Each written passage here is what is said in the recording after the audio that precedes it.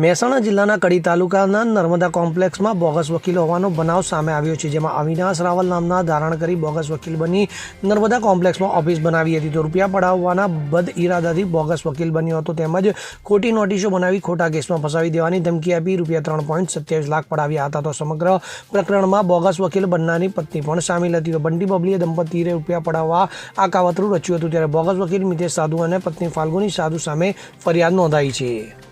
Bureau report CN24 news.